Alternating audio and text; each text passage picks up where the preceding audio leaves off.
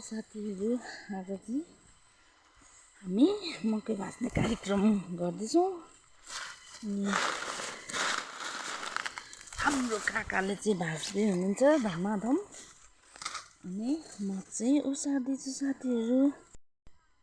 मकै चाहिँ भाँचेर यहाँ थुपारिदिनु भएको छ काकाले। म चाहिँ बोक्दैछु। मकै अस्ति सुकेको थियो, बल्ल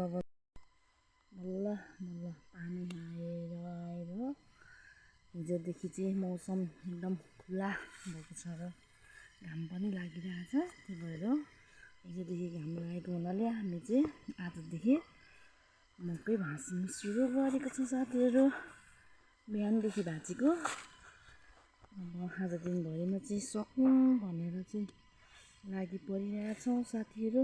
अब के हुन्छ हेरौँ भन्दै आजको भिडियो यति नै।